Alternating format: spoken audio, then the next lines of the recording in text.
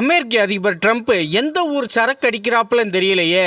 Night சரக்கை போட்டுட்டு கனவுல தோணுது அவருக்கு, அந்த போகிற நிப்பாட்டிட்டான், ரஷ்யா போகிற நம்மதே நிப்பாட்டினா, வியட்நாம் நம்மதே நிப்பாட்டினா, தாய்லாந்து நம்மதே நிப்பாட்டினா, இந்தியா பாகிஸ்தான் போகிறையும் நம்மதே நிப்பாட்டினா அப்படின்னு நம்பிட்டு காலையில் எந்திரிச்சு பேசுகிறாப்புல, நான் அதே நிப்பாட்டினேன், அதனால் உலக சமாதான போராளி ட்ரம்ப் அப்படின்னு நோபல் பிரைஸ் கொடுக்கணுமா.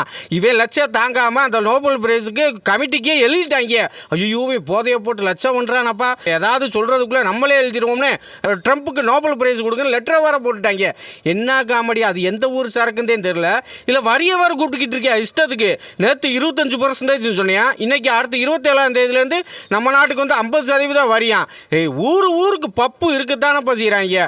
ஆனால் ஒன்று ட்ரம்ப்பு, நீ இப்படியே ஆடிக்கிட்டு இருந்தேன்னு வச்சுக்க, பங்களாதேஷ் ஸ்ரீலங்கா மாதிரி சோத்துக்கு கையேந்திரனெல்லாம் வரத்தையும் போது நீ உன் பங்காளி பாகிஸ்தான் கூட சேர்ந்து ஆடுற, நீ நடுத்தருவில் நிற்கலைன்னா என்னான்னு கேளு. தமிழை போற்றி.